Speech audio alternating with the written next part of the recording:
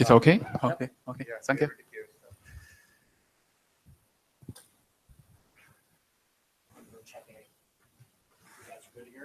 I think we're good here. Okay. So I'm really sorry, but I can't put in another USB hub because then the audio will get screwed up. Okay. Just switch out the mic.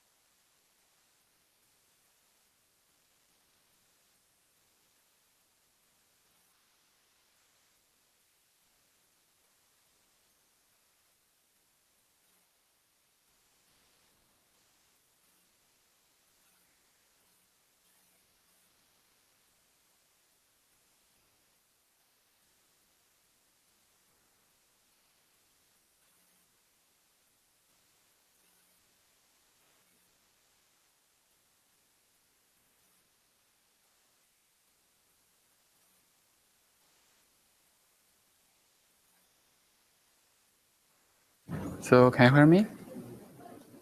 It's okay? It's gonna be a few seconds. Okay.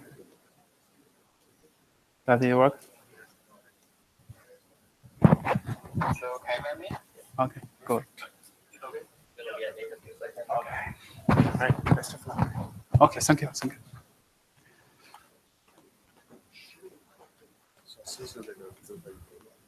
you.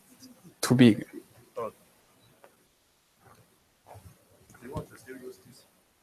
Oh, I can use this one.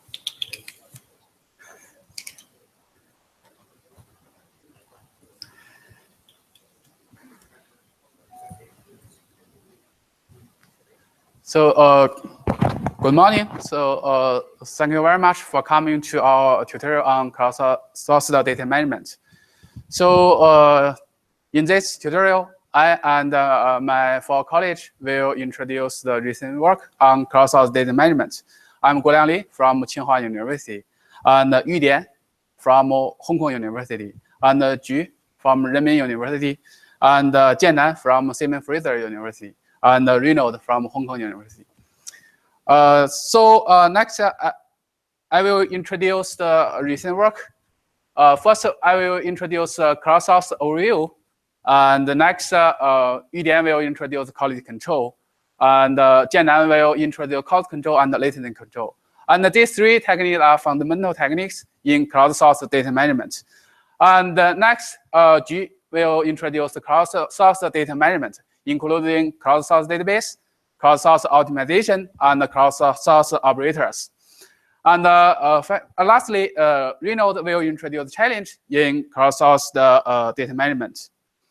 So crowdsourcing is a very new computation model that aims to coordinate the clouds.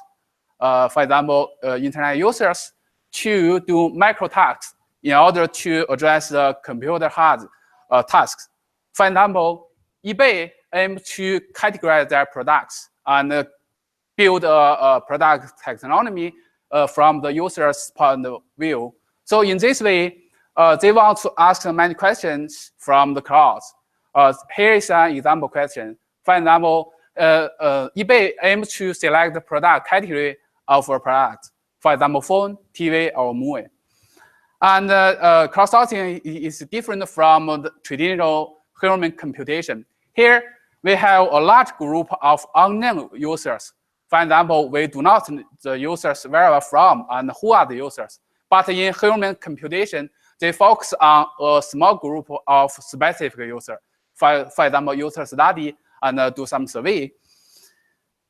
There are lots of successful applications in crowdsourcing. For example, Wikipedia, we can construct knowledge, and reCAPTCHA, and we can use it to digitalizing the newspaper. For example, we can scan the newspaper and split the newspaper and put each word in reCAPTCHA.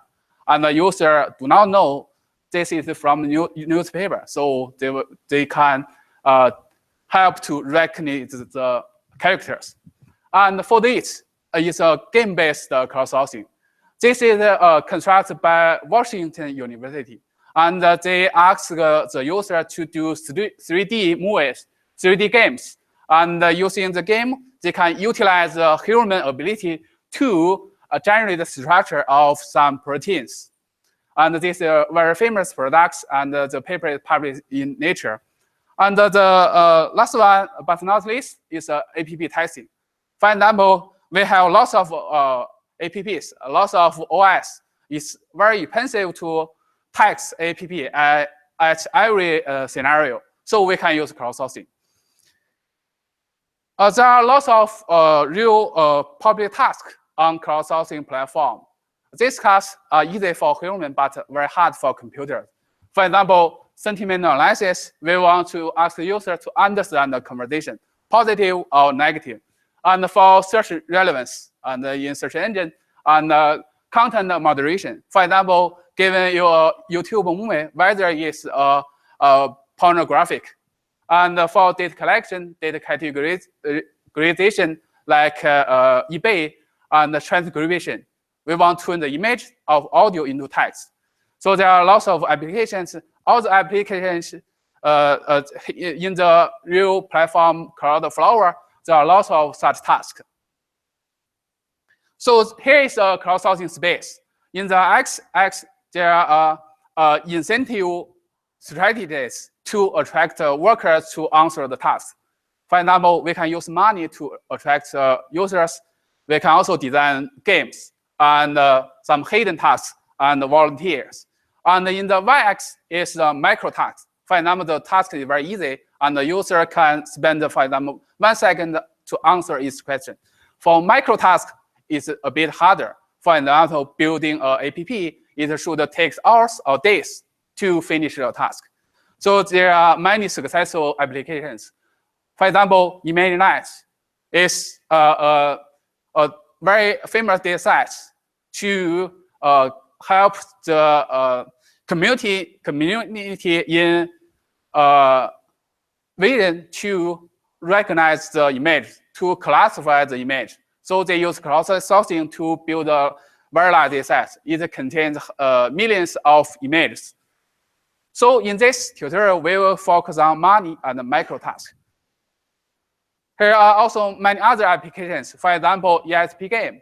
So given an image, we will put the image to 2 players, and the 2 players will identify the object from the picture. If they identify the same object, for example, car or the boy, then they can go to next step. In this way, we can help the image to identify the object. It can facilitate the image recognition task. For hidden tasks, for example, reCAPTCHA, the user do not know they are used to recognize the characters from images. And the Yahoo Answers, there are some volunteers to answer some questions. And for microtasks, there are many applications. For example, we want to ask a worker to build an APP.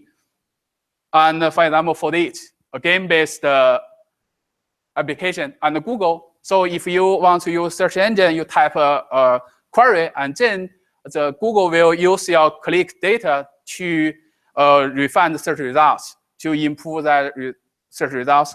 And the last one is Wikipedia, and they want to use a user to construct the knowledge. So the game and the payments are 2 effective ways to attract users. And here's a comparison between the 2 ways. For example, here is for simple tasks. This is for game, this is payment. We can say that both 2 methods can achieve very high quality, more than 90%. But for very complex tasks, so here is complex task. This is for game and this is for payment. We can say that the game can achieve high quality because workers will think out how to identify the correct results. But for payment, the workers want to make more money, so they have no enough time to identify the real results. So we can say that the quality is very important in crowdsourcing. So it is also a big challenge. Next, I will introduce the crowdsourcing overflow.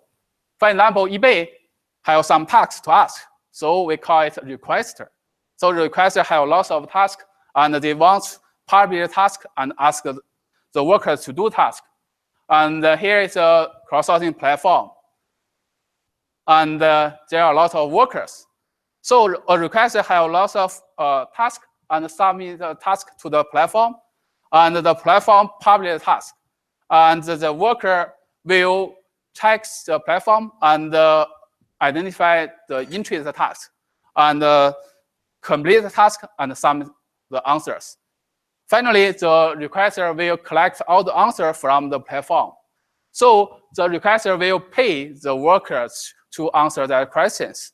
So this is a business model. The requester also needs to pay the platform. For requester, if you want to use the platform, you first need to design the task. So you need to select task type and design your task. For example, here is some template. The requester can select some template to design their task. After select the task type and design the UI, then the requester can upload the data. Because the requester may have lots of tasks, so they can upload their data. After loading the data, they need to set the parameters of the task. For example, the price of each task, and the time for each task, and the quality. And finally, they can publish tasks by pay all the tasks, and they can also monitor the task. So here's some example task type. So this is a very important task type, and nearly can cover all the applications in crowdsourcing. The first one is a single choice. For example, given an image, please choose the brand of the phone. And this one is to multiple choice task. So the workers can select multiple labels as answer. And this one is fill in blank. For example, given an image, please fill in the brand, price, size of the camera. So we can say that here are closed words assumption. So you can only select answer from the given labels. For here, the workers can fill in any answer. So this is an open words application. This one is a collection task. For example, can you collect all the phones with the same size with iPhone? So the user can upload any results. So there are different applications and different task types. So, and then G will introduce how to address this task, how to model this task. So next, after the requester selects a task type, next they can design using UI or API. So just if the requester uses UI, you can click or select some templates and design the task. For API, the requester can using programming and call the API of the platform to design their task. The last one is different from the first two because the first two, the platform will control the task. But the last one, the requester can control the task. For example, given a task, assign to which worker, and coming worker assign which task to the worker. So if the requester wants to control the task, you can use the coding. And the requester can build their own server. And when a worker coming and asks for a task, the server, the platform will transform the request to your server, and your server decides to assign which task to the worker. When the worker completes the task and submit an answer, the request also transfer to your server, and you can infer the results or to design whether assign more tasks to the worker or just eliminate the worker. So you can decide.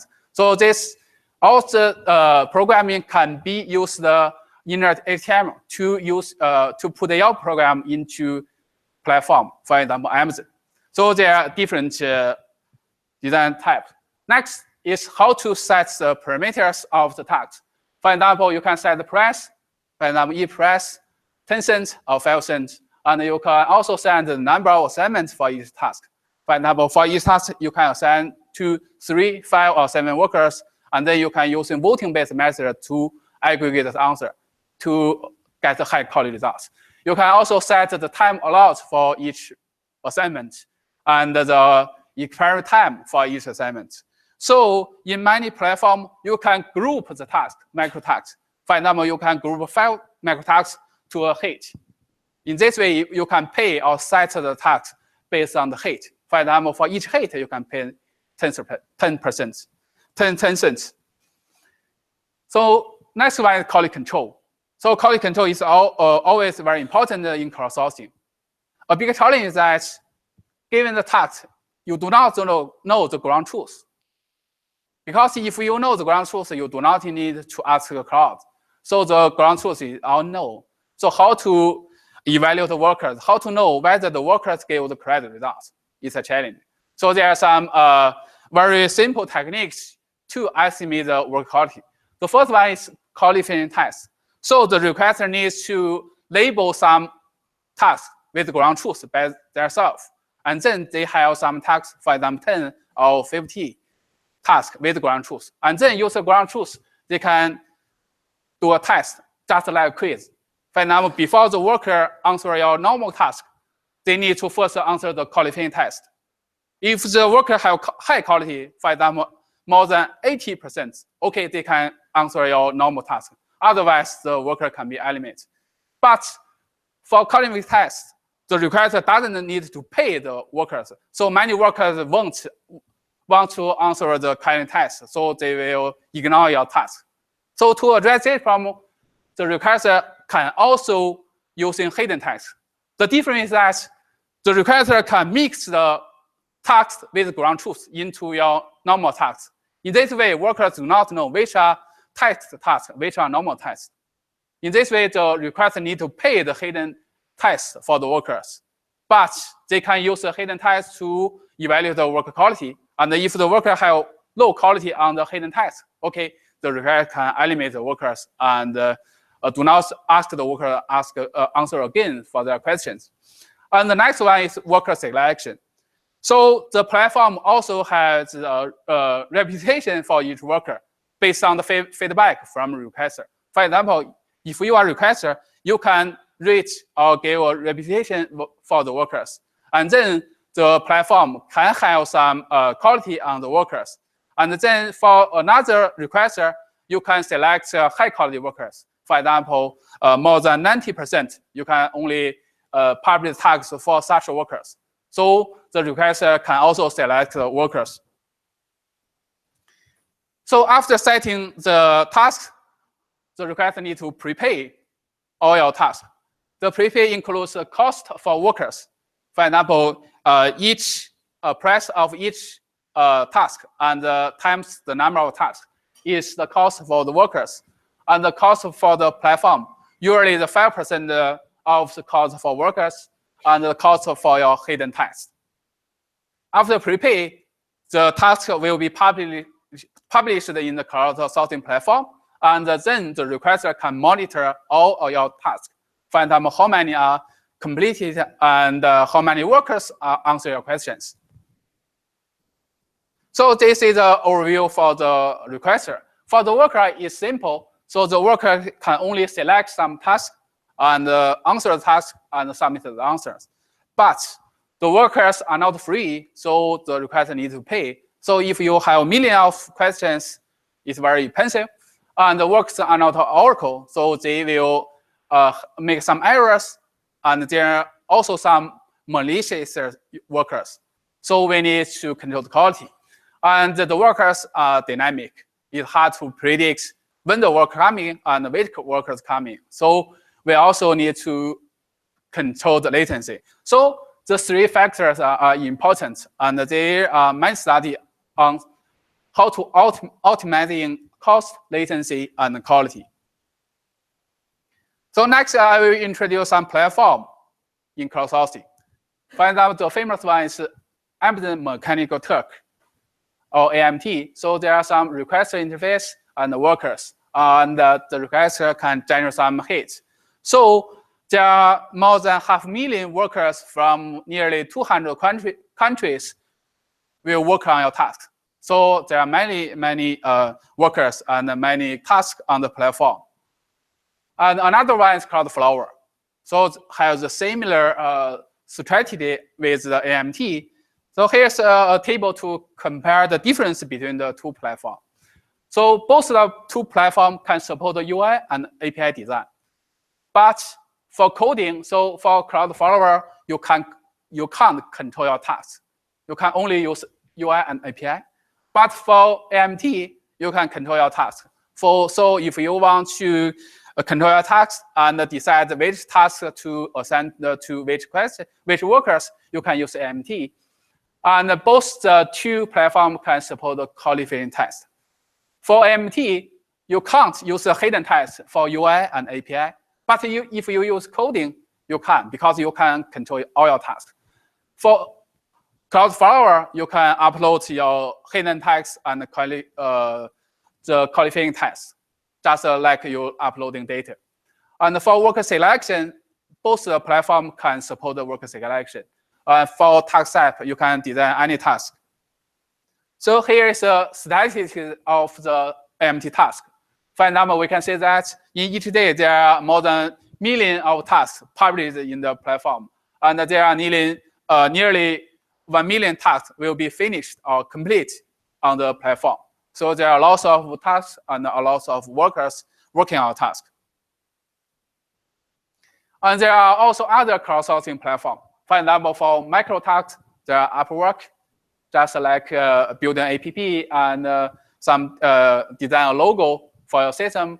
And another one is in China, Zhubajie is a very famous platform. And for micro tasks, we also build a platform called China Cross.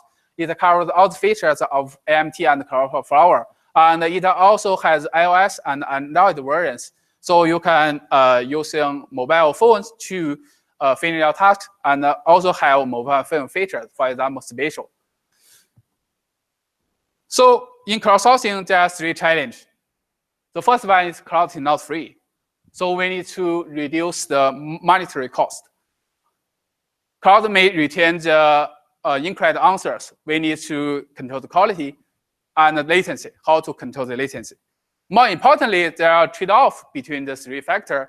For example, if you want to improve the quality, for each task, you may assign to multiple workers, for example, 3 or 5 or 7 workers. In this way, you will spend more money. So there's a trade-off between cost and quality. Another example is that, for example, let's consider the sorting problem. So for example, given some images, you want to sort the image based on clarity. So for example, if you know A is better than B, B is better than C, you can deduce that, oh, okay, A is better than C. So you can reduce the task on A and C. So you can reduce cost. But here is a trade-off. Because if the worker gave a wrong answer, so you will have a wrong inference. So this will sacrifice the quality. So there's a trade-off between the cost and the quality.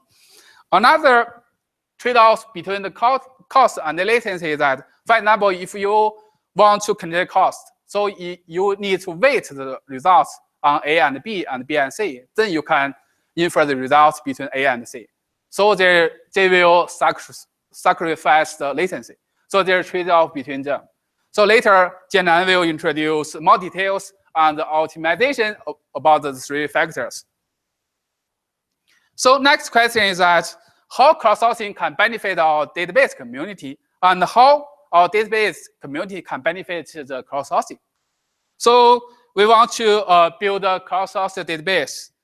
The reason is that the requester needs to control all the tasks and control the workers and the inference results and control the quality. So it's very, very hard for the requester to manage this task.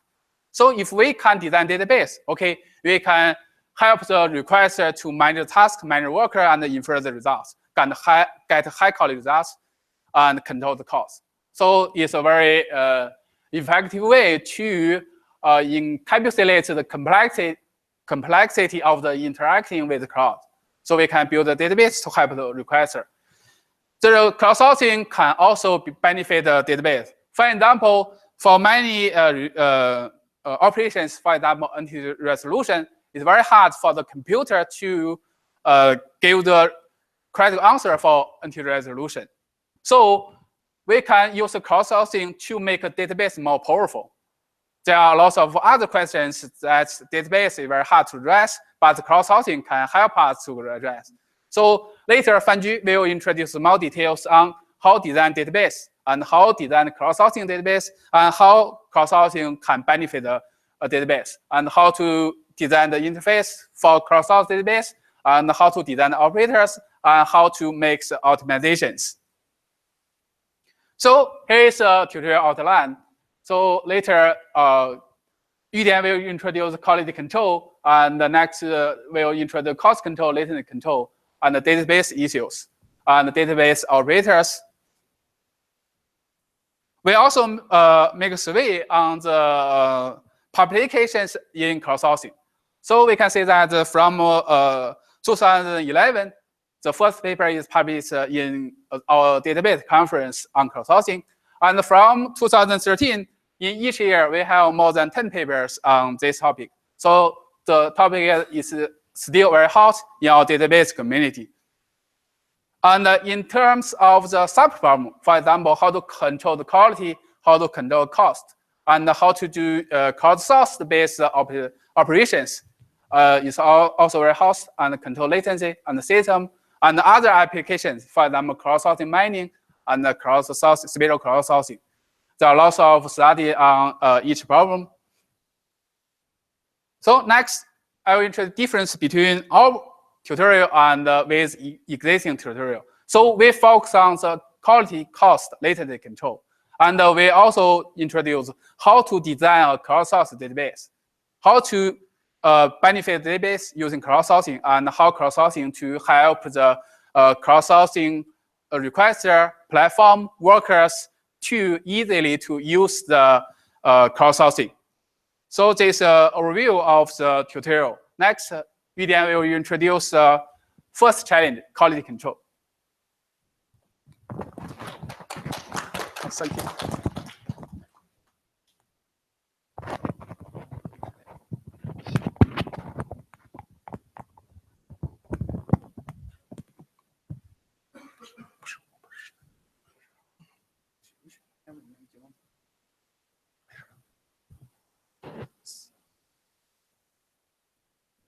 Okay, hello everyone. So it's an honor for me to give a tutorial here about the fundamental techniques in quality control.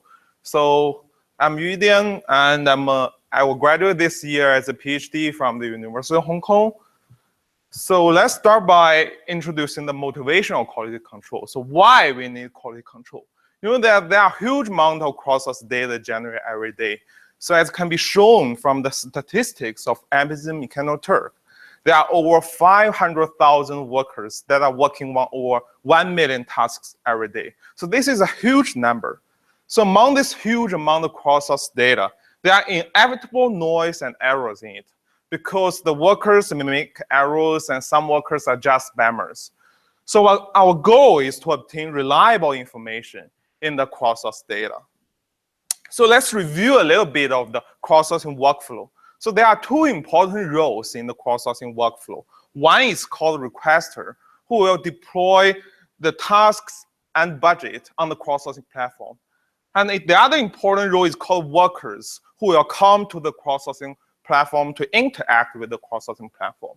So usually the workers will interact with the cross-sourcing platform in two phases. The first phase is called task assignment.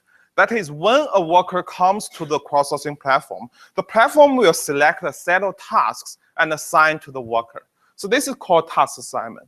So the other important phase is called truth inference. That is, once the worker receives the assigned set of tasks, the worker will perform on the task and accomplish the task and submit answers to the task to the cross-sourcing platform. The cross-sourcing platform will collect the workers' answers and aggregate the workers' answers to infer the truth of each task. So the truth inference phase focuses on how to aggregate the workers' answers to infer the truth of each task. So usually, the quality control will be conducted in these two important phases. One is called truth inference, and the other is called task assignment. So for the outline of quality control, I will focus on introducing the fundamental techniques in truth inference. And later, my supervisor, Reno Cheng, will focus on introducing the fundamental techniques in task assignment. So let's start by introducing the truth inference. Well, let's give a very simple example task. Suppose we want to know what is the current affiliation for Michael Franklin, whether it's in UC Berkeley or University of Chicago. Well, a very simple way is to just assign this task to only one worker. Well, the worker may answer, okay, I will think UC Berkeley is the current affiliation for Michael Franklin. So in this way, we can regard the truth of this task as UC Berkeley. But can we trust the worker's answer? Well, obviously not, because the workers may make some errors and some are just spammers that will deceive us money and who will give random answers. So a very typical principle is called redundancy. That is, rather than assign one task to only one worker, we adopt redundancy. That is, we'll assign a task to multiple workers and aggregate answers from multiple workers. For example, for this task, we assign this task to 4 workers, and each worker will answer this task independently. For example, the first worker thinks that the choice B, Chicago, corresponds to the current affiliation for Mac Franklin, and third worker supports choice A, UC Berkeley. So our problem is how to aggregate the different workers' answers to infer the truth of the task. That is, whether it's in UC Berkeley or in Chicago. So to formally define our truth inference problem, so the input of the problem or the information we know are the workers' answers collected from, are the task's answers collected from the workers. And the output of the problem or the information we want to know is the truth of each task. So let's use a simple diagram to show this kind of definition. So suppose we have a set of tasks and set of workers. The workers will give answers to the tasks. So this is the input information. This is the information we know. So what we want to know is to infer the truth of each task. So to address the truth inference problem, a simple solution is called majority voting, which is used in our everyday life. That is, for each task, we will regard the truth of the task as the answer that is voted by the majority or most of the workers. So this is very simple. However, it has a big limitation. That is, the majority voting treats each worker equally, which neglects the diverse qualities in the workers. And we know that some workers are experts and some are spammers and some will give random answers. So the key to solving the truth inference problem is to figure out a way to estimate each worker's quality. That is, among these 4 workers, we want to know which worker can we pay trust in. So suppose we know the quality of the 4 workers. For example, we use a value to represent the worker's quality. The higher the value, the higher the worker's quality. Then the first worker is of a high quality and the last worker is of a low quality. Then we can pay trust in the answer given by high quality worker. That is the first worker. And we will pay low trust to the answer given by low quality worker. That is the last worker. So based on this way, that is, we pay different trusts to the answers given by the workers by considering their qualities, we can better infer the truth of each task. So there is a fundamental problem. That is, we do not know each worker's quality. So we want to know each worker's quality. So how can we know each worker's quality? In fact, there are 2 conditions. Well, the first condition is that among this large set of tasks, if we know a small subset tasks truth.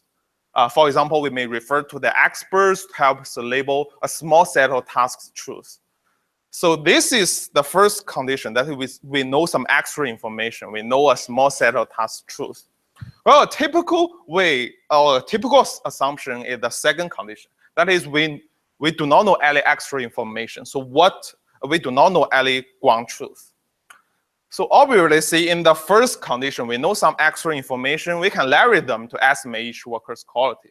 That is, for example, when a worker comes, we can assign this task with known ground truth to the worker. And based on the worker's answering performance, we can compare the worker's answers with the ground truth and know the worker's quality. So this is the first condition. Well, for the second condition, because we do not know any extra information, so what we only know are the raw data that have the worker's answers for all the tasks. So the only way to estimate each worker's quality is based on our raw data, that is the worker's answers for all the tasks. So let's discuss these two conditions one by one. So for the first condition, if we know some kind of ground truth, then how can we leverage this ground truth to estimate each worker's quality? Well, as also introduced by Guo Liang, in fact, there are two approaches. One is called qualification test. It is like an exam, which was mostly adopted by requesters from Amazon Turk. And the other is called hidden test. It is like a line map. So let's introduce one by one. So for the first approach, the qualification test, so it acts like this. It will assign the tasks with no ground truth to the worker when the worker first comes. So based on it's like the case that the worker will take some exam, and after the worker takes the exam, we will compare the worker's answer with the ground truth and decide whether or not the worker is eligible to answer our real tasks. So for example, if the worker answers 8 over 10 tasks correctly, then the quality will be estimated as 0.8. This is the qualification test. However, in this case, if the worker happens to know that at first come, I will take an exam, I will intentionally perform very good on the exam, and later I will give some random answers on the real tasks. So this is unexpected. So this comes another approach called the hidden test. It is like a landmine. That is, rather than assigning a kind of exam to the worker, we will embed the task with no ground truth in all our real tasks.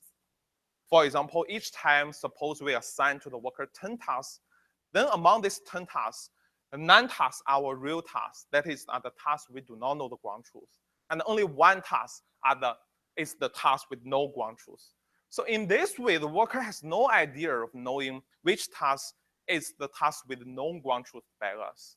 So this solves the bad cases in the first approach, that is qualification test. However, no matter for the qualification test or the hidden test, there are some limitations. That is, either the qualification test or the hidden test, we need to know some kind of ground truth. That is, we may refer to the experts, helps label some ground truth. And it is also a waste of money because we have to pay workers for answering this kind of extra tasks. And also, as reported in our recent WDB paper, these two techniques, that is, either the qualification test or hidden test, may not improve much quality. So considering these 3 limitations of the first condition, that is, they assume that a small set of tasks ground truth is known. Then the second condition, that is, they assume no ground truth is known, is widely adopted by existing works. So that's why we will focus more on the second condition. That is, if we assume no ground truth is known. So as talked about, if we do not have ground truth, what we have is only the raw data that are the worker's answers. So let's give a simple example. Suppose we have 2 tasks which ask about the current affiliation for Mike, whether it's in UC Berkeley or Chicago, and the second task asks about the current affiliation for Long Heavy, whether he's in Google or in Recruit.ai. So there are 3 workers that will come to give answers to the 2 tasks independently. The first worker gives choices B to both the 2 tasks.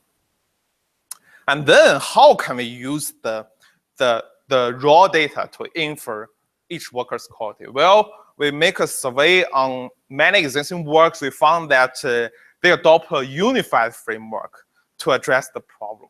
That is, the input of the problem, as we have talked about, are the raw data that are the worker's answers for all the tasks. And what they do is that they adopt an iterative algorithm framework. That is, at first, they will initialize each worker's quality. So for example, we use a value between 0 and 1 to model each worker's quality. The higher the value, the higher the worker's quality. We can initialize each worker's quality as a perfect worker. For example, each worker's quality is initialized at 1.0. And then they take an iterative approach until convergence. So in each iteration, they will leverage the inherent relationships between 2 sets of parameters. One is called quality for each worker. The other is called truth for each task. That is, in the first step, they will leverage the quality for each worker, that is, they assume that the quality for each worker is known, and they will estimate the truth of each task. And then in the second step, they will do it reversely. That is, they will leverage the truth for each task. They assume it is known in the last step, computed in the last step, and they will use the truth for each task to estimate the quality for each worker. So the iteration will continue until convergence. And to identify convergence, one simple way is to take a look at whether the change of the parameters between subsequent iterations is small. For example, smaller than some very small epsilon value. And finally, both the quality for each worker and the truth for each task can be regarded as the output. That is, we can compute them.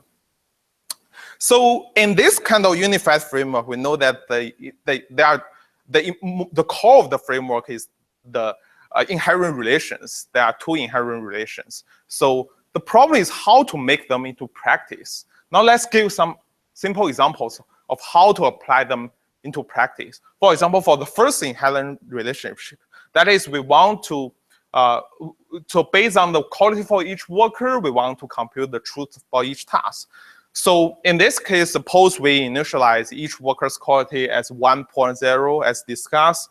So how can we estimate the truth for each task? Well, based on the worker's answers, we can aggregate the worker's qualities based on considering the worker's answers for different choices. For example, for the first task, for Mike, the choice A, UC Berkeley, we can see that there are 3 workers, only the third worker answers choice A. So the choice A, UC Berkeley, receives the quality from the third worker, that is 1.0. Well, for choice B, Chicago, the first and the second worker both answer Chicago. So the Chicago receives the weights from both the workers A and B. So the Chicago receives weights 1.0 plus 1.0 is 2.0, which is greater than the first choice, UC Berkeley. So clearly, Chicago is more probable to be the truth for the first task. So in this way, we can use the quality for each worker to estimate the truth for each task. Also, please note that this is only a simple way. That is, we aggregate the workers' qualities for different choices. There are more advanced approaches in existing works. They devise some beautiful mathematical formulas to capture this kind of inherent relations, and we just give a very simple example. So next, in the second inherent relation, that is, how can we use the truth for each task to compute the quality for each worker? So let's give an example. Suppose the truth for the 2 tasks as talked about, we can similarly estimate the truth also for the second task. So both for the 2 tasks, the truths are estimated choices B, that is Chicago and recruit.ai. And based on the workers' answers, how can we estimate the quality for each worker?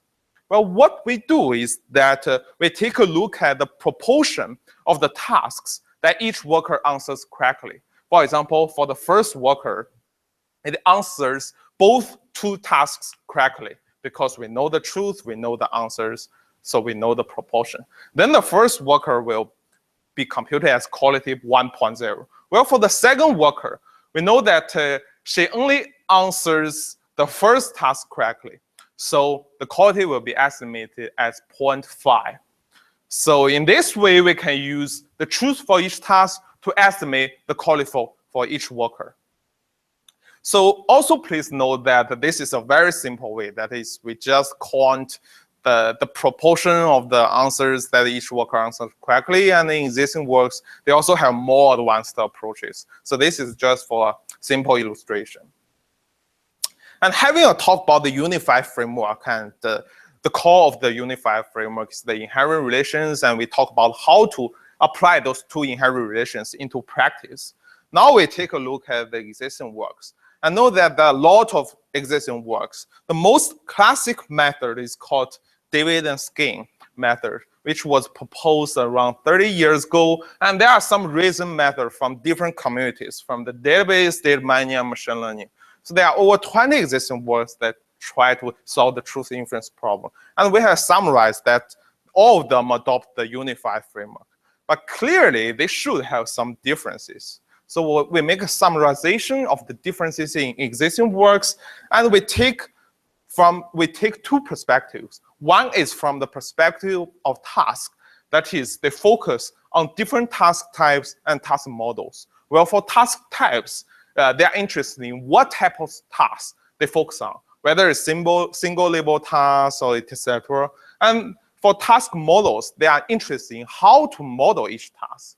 So for example, to model each task difficulty or other kinds of structures. And that is the perspective of the task. So from the perspective of the workers, existing works also focus on modeling different worker models. That is how they can model each worker. So as talked about in the previous examples, we use a simple value to model each worker, which is called worker probability. That is, the value is between 0 and 1. So let's discuss these two perspectives respectively. So for the first perspective, that is from the perspective of tasks, existing works focus on different task types. So the first task type is very simple, called decision-making task. That is, the answer is only yes or no. For example, is Bill Gates currently the CEO of Microsoft? Yes or no. And the other task type is more general. That is, it will ask a worker to select a label from a given set of labels. For example, in sentiment analysis task, so given a tweet to the worker will identify the sentiment of the tweet, whether it's positive, neutral, or negative. And the third is called numerical task. That is, rather than asking a worker to select only a choice, they will ask the worker to input a numerical value.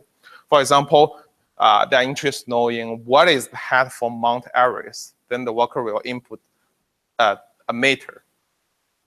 So having talked about the different task types, existing works also focus on modeling differently for the tasks. Well, a simple way is to model task difficulty. That is, they use a value to model a task. The higher the value, the more difficult the task is. So the high-level intuition is that if a task receives many contradicting or ambiguous answers, then the task will be regarded as a difficult task. Otherwise, if a task receives many answers from workers and the answers are the same, then the task will be regarded as a very easy task. So the task difficulty is very simple. It's a value. There are some advanced approaches. That is, they use a vector to model each task. So each element in the vector corresponds to the relatedness of the task to a specific domain. So we call diverse domains. For example, suppose we have 3 domains: sports, politics, and entertainment. So for the first task, did Michael Jordan win more NBA championships than Kobe Bryant? So clearly, this task is more related to sports. So if we use a vector that is the distribution of different domains to model a task, then clearly sports should have high probabilities compared to the other 2 domains, that are politics and entertainment. So for this task, is there a name for the song that FC Barcelona is known for? Well, we know that this task is related to multiple domains. So since FC Barcelona is a sports team, so it's related to sports, and the song, the keyword the song is related to entertainment. So similarly, if you use a distribution to model a task, then the sports and entertainment should have high probabilities.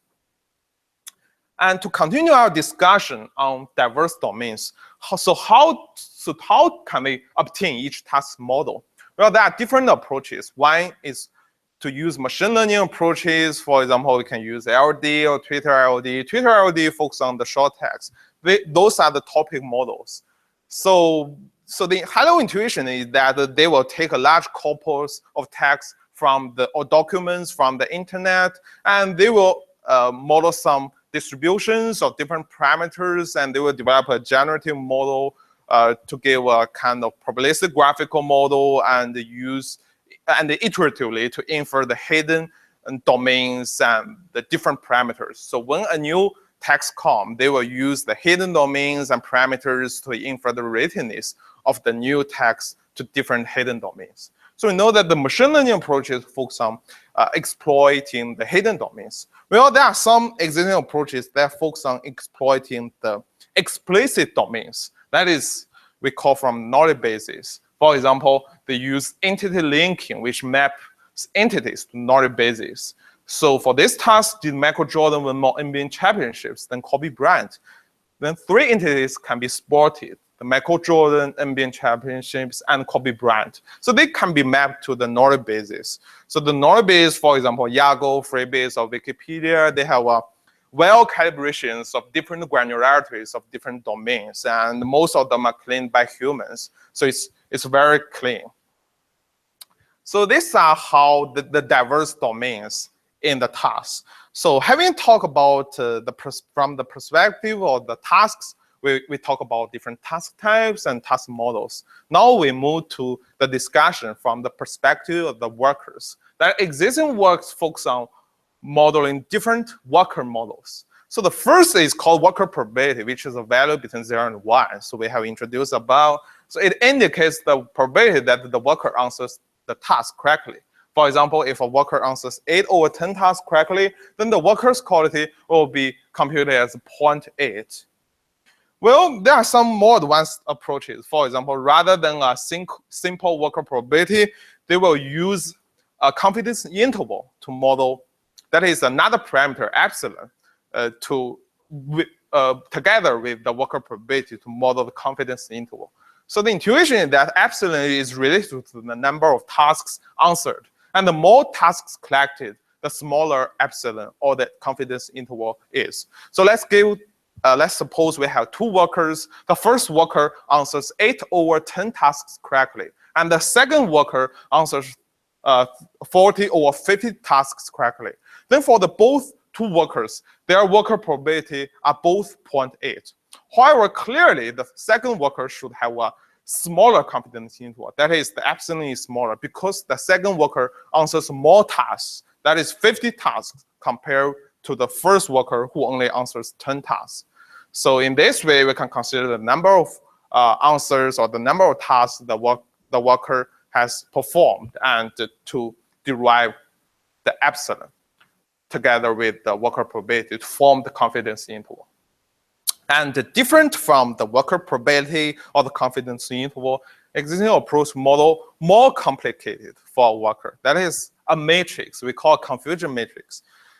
So it tries to capture workers' answers for different choices given some different truths. So that is the confusion matrix is task specific. So suppose a worker performs on some sentiment analysis task, then there are 3 choices: positive, neutral, negative. They will label for a given tweet. Then for the worker, he or she will be modeled as a confusion matrix. That is a 3 times 3 matrix. In the first dimension, it models the truth for the task, whether it's positive, neutral, or negative. In the second dimension, it models the choices given by the worker, whether it's positive, neutral, or negative. So each element in the matrix captures the conditional probability that given some specific truth, the worker will answer a specific choice. For example, 0.3, as the red circle shows here, it indicates that given the truth of a task is neutral,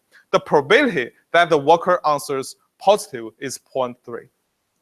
So to use this kind of confusion matrix to model a worker is more advanced compared with the worker probability or confidence interval, because it can capture more characteristics in a worker. For example, it can identify whether a worker is a conservative worker or venturous worker. Well, there are also other worker models for specific task type, that is for numerical tasks. And they use a bias and variance to model workers. So suppose the truth of a task is T, and they will use a Gaussian distribution to model the probability that the worker will give a specific answer or a specific numerical value. That is, the answer follows the Gaussian distribution with the mean, the truth T plus the worker bias, and with respect to the worker variance. So having talked about the above for different worker models, you know that there are also more complicated worker models. That is, they use a vector to model worker, similar to our discussions for the tasks, that each worker can have diverse qualities on different domains. So they use a vector to model each worker's quality, where each element in the vector corresponds to the quality of the worker to a specific domain. For example, we have 3 domains, same domain, sports, politics, and entertainment. Clearly, Lionel Messi have high quality on sports. Well, Donald Trump has a high quality in politics and probably also a high quality in entertainment. So for each worker, he or she may also have high qualities on multiple domains. So for Leonardo DiCaprio, he has high qualities in entertainment. So then how to decide the scope of the domain? That is, how can we decide whether the scopes that are the sports, politics, or entertainment? So the idea is, as we talk about, to use the domains from the knowledge bases, and because the knowledge base have the well calibrations of the domains with different granularities, you can select a certain granularity to your interest and use that granularity to model each worker's quality as a vector. So having talked about the perspectives of tasks and perspective of the workers, so now we make a summarization of different existing works. That is, they focus on different task types, task models, and worker models. So for different task types, we can see that most of the existing works focus on the decision-making tasks and the single choice tasks. Because these tasks are relatively very simple, the worker has to only give a single choice. Well, for numeric tasks, there are only a limited number of works that focus on it because it's more challenging. The workers may give some outliers as answers, etc. And for task models, we can see that most of existing works do not model each task, and only a few existing works model the task difficulty or the diverse domains. So this is the second page. There are lots of existing works, as we have discussed. And for worker models, we can see that existing works model a lot of worker models, and some even use a combination of different worker models. For example, the multi use diverse domains and worker bias and worker variance together to model each worker. This is really complicated. So this finishes our discussions on the differences between existing works from the perspectives of tasks and workers. Now we perform some experiments. The motivation is that we take a look at so many existing works. There are over 20 existing works. So there is no solid work that make experimental comparison or analysis or so many existing works. So in this year's BuildB, we made that experimental paper which makes further analysis and experimental comparison over existing works. So we use some statistics we show some statistics of the data set we use. So we collect by ourselves, or we refer to the data set provided by other great researchers. For example, for the sentiment analysis data set, we collected them from Amazon Turk. So there are around 1,000 tasks, and each task receives 20 answers from workers. And there are around 200 workers that are engaged in answering the tasks. So the sentiment analysis task we have introduced above, that is, we give a worker a tweet, and the worker just have to identify the sentiment of the tweet. Okay, let's show some observations of the sentiment analysis data set. So the first figure shows the histogram of the workers' answers, the number of workers' answers. So the x-axis corresponds to the number of tasks. We range from 0 to 1,000. So the y-axis corresponds to the number of workers that answer a specific number of tasks. So we can see that the number of workers' answers conform to long tail phenomenon. That is, a large number of workers answer only a few number of tasks, while only a limited number of workers that answer a huge number of tasks.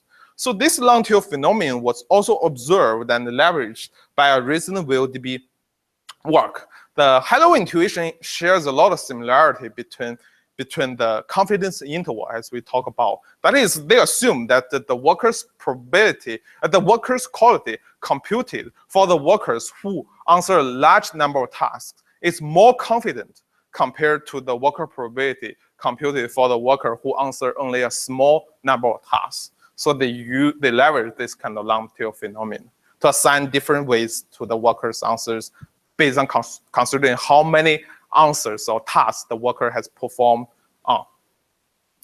So in the second figure, we show some histogram of the workers' qualities. We use the worker probability. So we can see that not all workers are of very high quality. So this motivates us to try to figure out a way how to compute each worker's quality, because we want to pay trust to the answer given by high quality workers. That's the core of truth inference. So finally, let's come to our most important figure. That is, we make some comparisons over so many existing works. We show some results over 10 existing methods. That is, in the x-axis, we vary the number of answers for each per task. That is, for each task, we collect 20 answers, and we vary from 1 to 20.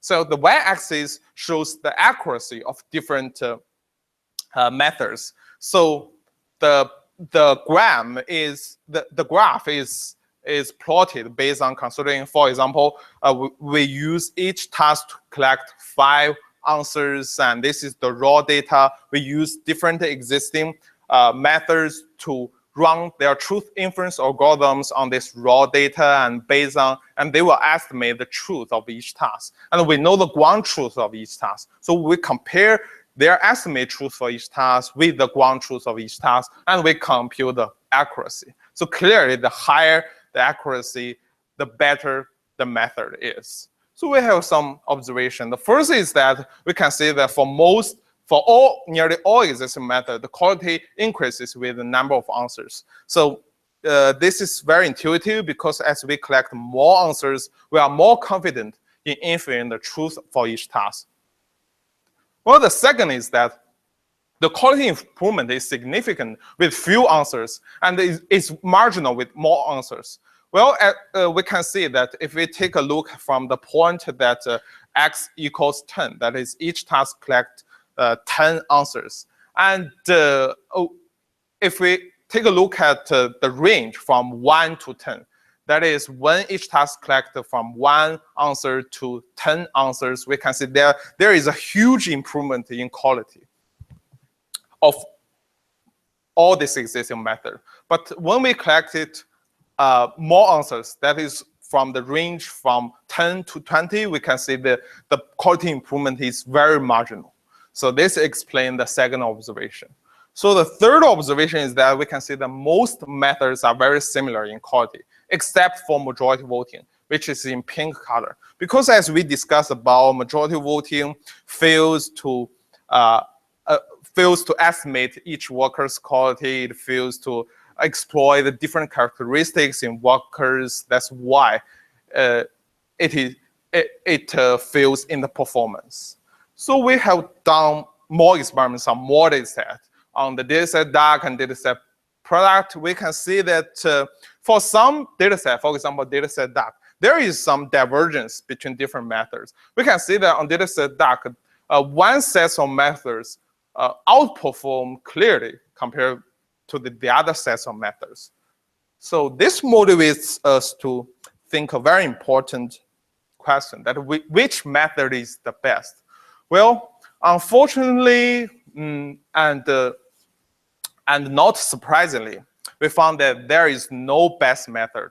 That is, we mean best method. That is, if a method consistently outperforms other methods on all data sets, we think that is best. Well, clearly there is no best method. But but on the other side, we offer some suggestions for the practitioners to use different methods. That is, for example, for the decision-making and single label tasks, so they focus on letting a worker to select a single choice. So we recommend majority voting for the practitioners to use if you have sufficient data.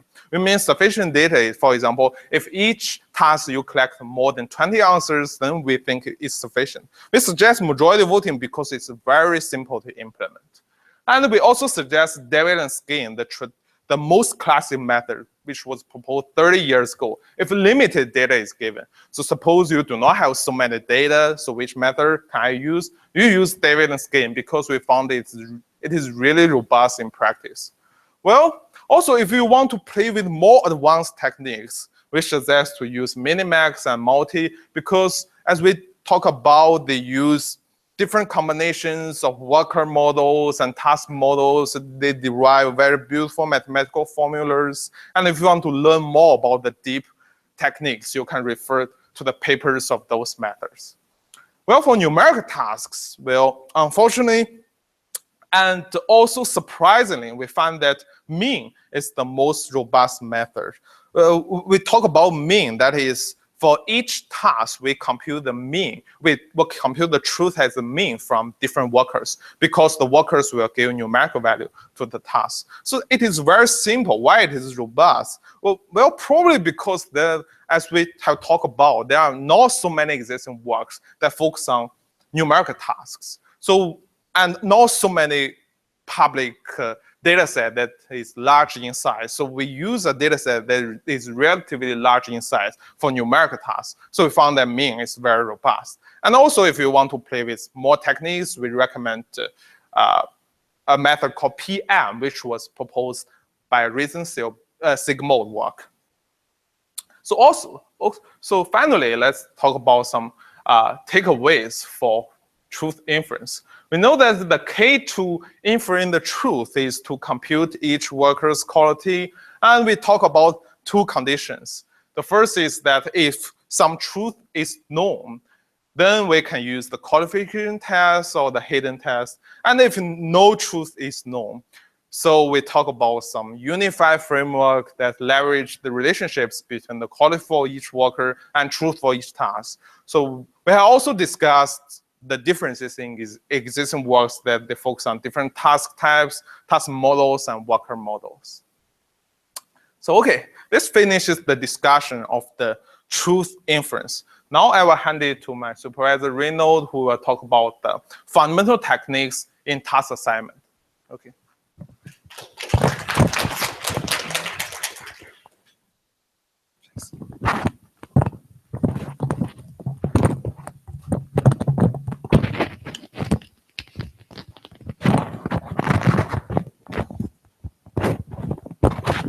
Hello, good morning. I would like to further follow Yudian's discussions about how we manage quality control, which is one of the most important and fundamental topics in crowdsourcing. So I think in the last 30 minutes, Yudian has given a clear talk about how to do truth inference, okay, based on the answers from the workers, right? So another important element in quality control is how can we use the answers or the quality information that we have derived from the answers in order to tell us what is the best or the most suitable task to be allocated to the workers who are waiting for the request for the job, okay?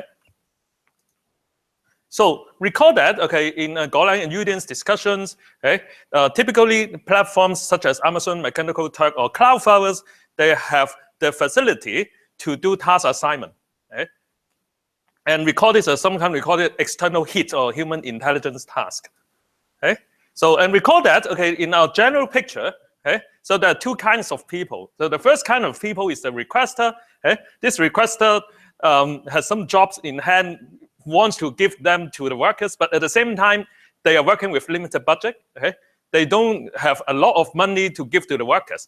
And on the other hand, there are some hungry workers waiting for the task. Okay? So then the issue is, how can a requester make use of the limited budget to give the jobs to the workers? And in the end, this boils down to the key question of how to use the crowdsourcing database technologies to allocate the best jobs to the workers. Right? Because if the requester gives some jobs to inappropriate workers and the workers give some very bad answers or spam answers or low quality answers, that is not good to everyone. Right? The requester will lose his money, and then in the end, it doesn't get any good answers in the end. All right. So basically, okay, we can come to a very fundamental problem, which we call it task assignment problem. Right? So this task assignment problem is very, very simple. So basically, what it's saying that is, suppose we have a set or pool of n tasks. Okay? Then which of the k tasks should be put together in the human intelligence task or HIT and assigned to the worker. Okay? So as a very, very simple example, suppose that the requester only have 4 tasks in hand. Let's say these tasks are about tagging photos, okay? And then, okay, the question is, now the worker is coming, it logs into the platform, and the requester wants to see, oh, now I have 4 tasks. Okay, can you tell me which are the 2 tasks that should be put together into a hit and give to the worker? Okay? So if the worker finishes this job, then the worker may get $1 or get an opportunity to play some games, etc. Okay, so there are some incentives given to the workers. And then here, what we are talking about is how we can base on the information associated with this task in order to make the best assignment. Okay. Now, this problem is very simple. On the other hand, the beauty of that is it is also very complex. Okay? Why is it complex? Think about it. We have only n tasks, but at the same time, we are facing the job of giving k tasks to the workers. Okay? So if I ask you how many combinations that we have to consider, should I choose this task or this set of tasks? Essentially, it boils down to n choose k combinations that we have to consider if we want to find the best assignment, principally. But basically, this is not practical because, you know, in the open AMT or Cloudflare platforms, as Golang has said earlier, there are thousands or hundreds of workers waiting for the jobs. Right? So it's not possible for the system or the database to process so many combinations and then find the best assignment. So in the end, okay, what typical work nowadays that is they will propose some kind of efficient heuristics in order to make sure that the workers don't have to wait for the jobs for a very long time. All right. So that means okay, we need to have some kind of heuristics or online assignment strategies in order to make sure that the most appropriate jobs are given to the workers, and at the same time, they don't have to wait for so long. Okay. And ideally, okay, if we are able to have some assignment algorithms or strategies that are able to make sure that the number of the complexity of the assignment is in the order n, okay, where n is the number of tasks, then we say that this assignment strategy does a good job in terms of making a fast response time to the workers. All right. So basically, there's a very brief problem definition. It's very simple. We have n tasks and want to choose the k tasks to give to the workers. So now I will talk about briefly what are the existing works that have been done and what can be done next. All right. So again, the main idea is that we have a number of tasks. There's a worker coming in. Okay. We want to choose what are the k most suitable tasks to be batched into a hit in order to give to the worker. Okay. And here, based on reading many of the existing works so far, we summarize that there are 3 key factors that determine the suitability of a task to be included into a hit. Okay? They are basically so-called answer uncertainty, worker quality, and the objectives of workers, which I will talk about each of them in detail. Okay? So the first idea is very simple. It's called answer uncertainty. What is answer uncertainty? It means that suppose, let us say we consider a very simple task. Okay? The task is to ask the worker, please tell me this is yes or no. All right. So for example, is Donald Trump a president right now? Okay. Can you tell me whether this answer is is yes or no? Okay. Yes or no question. And now suppose that okay, each of these 4 tasks have already been associated with these yes/no answers, okay, given by some other workers before. Okay. So, for example, task 1 on the left, okay, say that okay, there are no workers give a yes answer and 3 workers give no answer. All right. So then the question we ask is, okay, hey, based on these yes or no answers, which of the tasks to be given? Now, I will give you a second to look at it. Okay? So what do you think will be the best task to be included? If let's say we want to choose 2 tasks. Okay. Well, if I were the crowdsourcing database designer, maybe I would say that, well, let us choose the task on the top right and the task on the bottom left. Why? Because the answers reflect that, okay, at this current point of time, it is not very clear or certain whether this is yes or no, right? And if you look at the task at the bottom and the top left, okay, there's a clearly yes or no. All right. So maybe intuitively, I should choose those tasks whose answers are the most uncertain to the worker. Okay. And then, okay, because of this very simple observation, there are actually a lot of definitions on how to define the uncertainty or consistency of the answers. All right. So because of the limited time, I cannot give a lot of details, but let me just choose one of the common definitions, right, of defining uncertainty. All right. So one of the definitions is very simple. It's called entropy. Right. So entropy, okay, if you know something about information theory, it is about how to define the information or the uncertainty of a number of answers. So suppose that, okay, let us look at the example to understand. So suppose a task receives 1 yes and 2 no's at this moment. All right, then we can define a so-called task vector to say what is the distribution of the answers so far. Okay, so here I will say that, okay, for choice number 1, choice yes, okay, there are 1/3 of workers giving this answer, and 2/3 of the answer is about no. Okay, and we can treat this statistical information as probability. All right, the probability that yes is 1/3 and probability that no is 2/3. All right, and based on this vector, then we can compute its entropy, okay, to be 0.637. Okay, and then this entropy basically reflects how uncertain it is. Okay, and according to the definition, the higher the entropy, the higher is the uncertainty. All right, so the system can compute for each of the tasks what is the entropy value and use this entropy as a way to select the tasks that are the most uncertain to the workers. All right. And then later on, okay, there is some improvement to this measure, okay? Because the entropy has some inherent problems because it cannot differentiate about the number of answers that have given so far. Okay? So let us suppose that we have 2 different tasks. Okay? One task is saying that the distribution is 1/3 and 2/3, and the other one is 10/30 and 20/30. Okay? So both answers, okay, this one and this one, will give you the same entropy. However, okay, in this second case, we see that actually 30 answers have already been given for this task. Okay? So that is statistically, this should be stronger, okay, than the third one. Okay? Or in other words, okay, if the next worker gives an answer to this task, it is likely that this distribution will change significantly. Okay? And so based on this observation, researchers have proposed the so-called expected change of entropy. That is, if suppose the worker is trying to give the answer next to the task, okay? What do you expect? What do you predict will be the change in the entropy?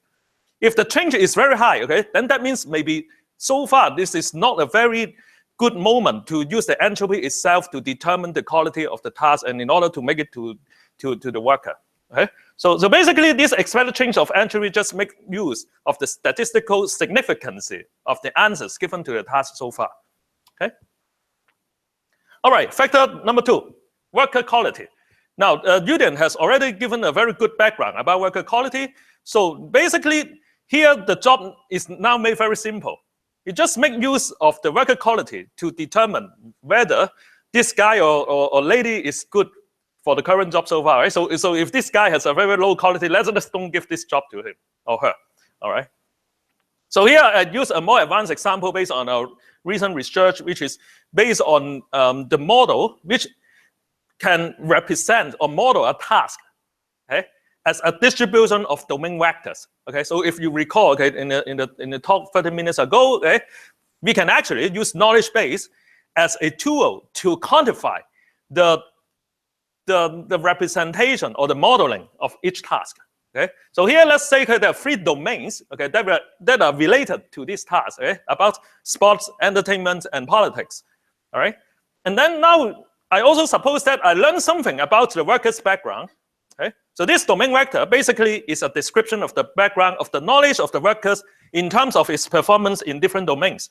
Okay, so for this guy, for example, this guy is a kind of like an ancient knight in China. You know, it's probably captured from some games. Okay? So this guy, okay, I don't know why he knows so much about politics. Okay, but he's quite boring and he doesn't know much about entertainment and sports. All right. And so based on this background of the workers and the knowledge about the task, then why don't we give the task to the workers based on the best match? All right. So that is the main idea. It's like, okay, if your employer want to employ a worker or employee, we want to know, oh, what is the whether my job, okay, is the most suitable to you. All right. So that is the main idea. Okay.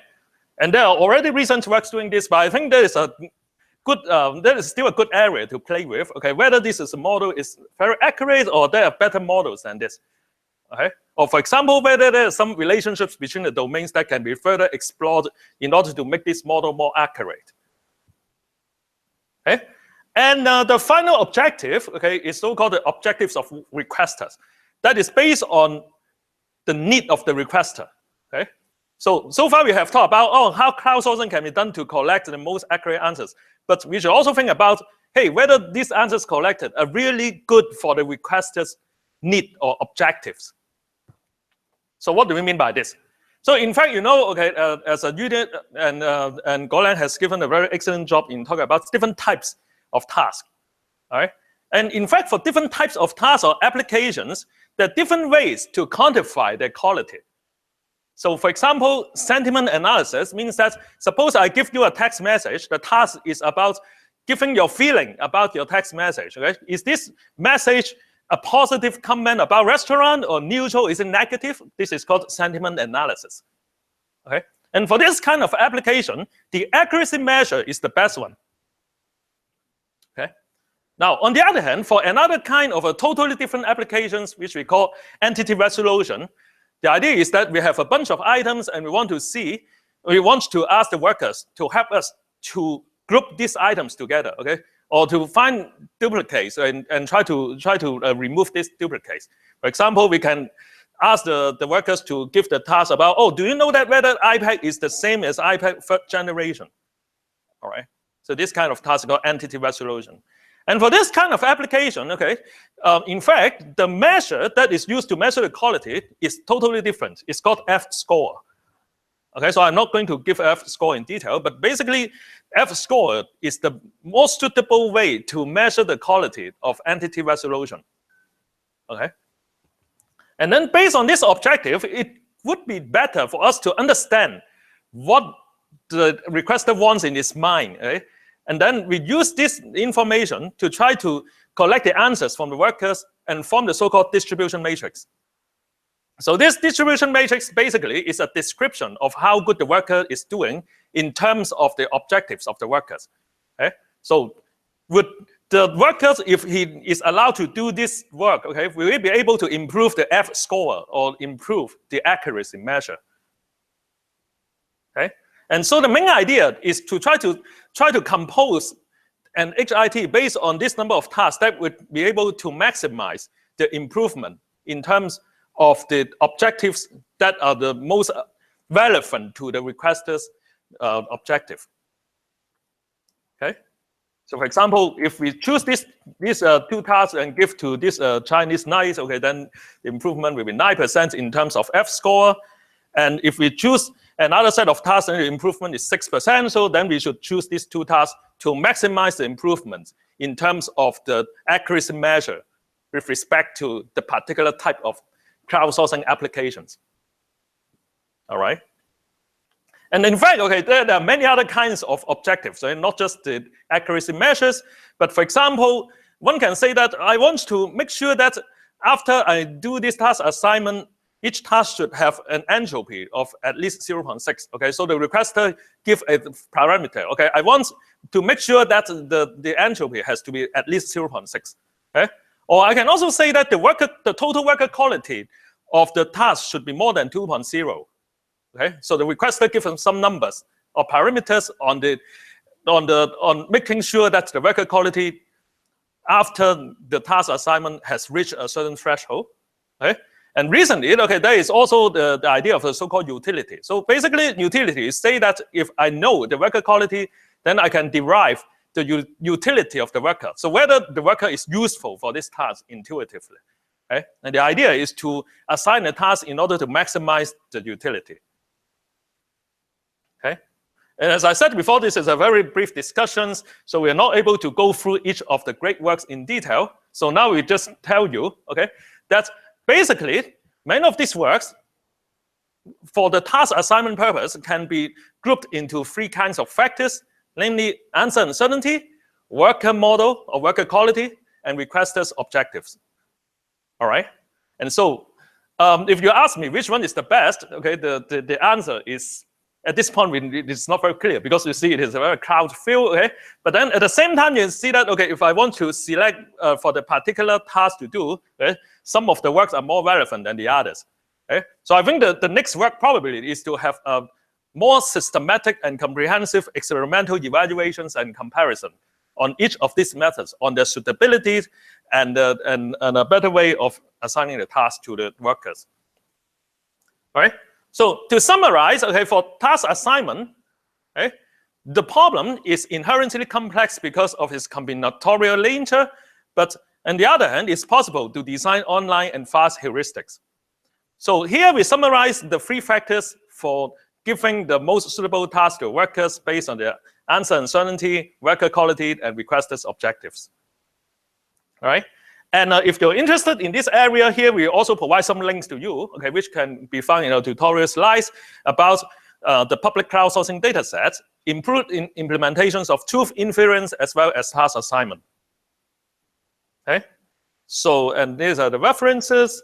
And then now I think we have about 5 minutes for the Q&A. Okay? And after the break, okay, we will continue our discussions on the other important topics on cost control, latency controls, and crowdsourced database management. Okay? So at this point, we would like to welcome some questions from the audience. Any questions? Or you want to save the questions for the break or the second part? Yeah. Any questions, please? Yeah. For your task assignment, yes, you said you want an online and efficient assignment. But I didn't see, have you done any experiment to test between the performance and efficiency between these algorithms? Hey, Yudian, do you want to comment on this? Yeah. So for the efficiency of task assignment, I think it's really intuitive because the task assignment is wrong. When a worker comes and you should assign tasks instantaneously to the worker. So I have said that most existing works adopt the heuristics because they have to control, they have to reduce the time complexity. Although previously they may model some very complicated models in the task assignment, they will derive some very beautiful objective functions. They will develop very sophisticated approach to compute the set of tasks that are best suitable for the worker. However, in real practice, they have to reduce the complexity to linear because they do not want the workers to wait for too long. So in this way, there are also some works that try to measure what kind of duration the workers are willing to wait. For example, the worker is willing to wait for 1 second, then your algorithm can be run within 1 second. There are some works that I think your question is independent works that each worker may measure that, for example, x-axis correspond to the waiting time, the waiting duration, and y-axis correspond to the quality. And obviously, while your waiting duration increases, the quality will also increase. But based on my experience, I think most of the existing works work very well in practice if they can successfully reduce their time complexity from, for example, exponential to linear, although there are some sacrifice in quality. Yeah. Guarantee the quality, just a very simple. Yeah, because in terms of guarantee of quality, because there are some truth inference. That is, we do not know the truth. That clearly does not have any guarantee. Although some machine learning works have some guarantee, they have some assumptions in the truth. For example, in the workers, they assume that, for example, the majority of workers' quality are over, for example, 0.7 or this kind of assumptions. So in terms of guarantee, because we do not know any ground truth, if we want to know some guarantee of our developer approach, we have to have some assumptions. Yeah, that is the key idea of how they prove some theorem, how to prove some bounds or etc. Yeah.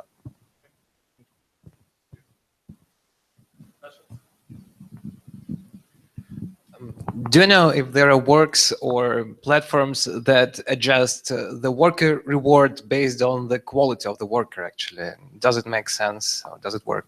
Yeah, that's a very good question. So you will ask, yeah, for example, we can pay more for the worker, for the high quality workers, but unfortunately, the most existing platforms, for example, the most famous platform called Amazon Mechanical Turk, there is no such kind of functionality. That is, for each hit, they will batch all of the hit in it, and each hit is labeled as the same price. But however, you can pay extra money for the worker because you know that for Amazon Mechanical Turk, the requester has a lot of control over workers. You know which worker answers which task. It uses a string of 14 length characters to indicate each worker. So the requester has some idea. The requester can know this kind of information of the workers. They know which worker clearly answers which task. So if we want to pay more for the workers, that's also fine. Also, Amazon Mechanical Turk gives us the functionality that we can block a certain set of workers. For example, you take a look at the workers perform bad in your previous task. Probably the worker is a spammer who wants to steal your money. So you can block the workers from answering your future tasks. Yeah.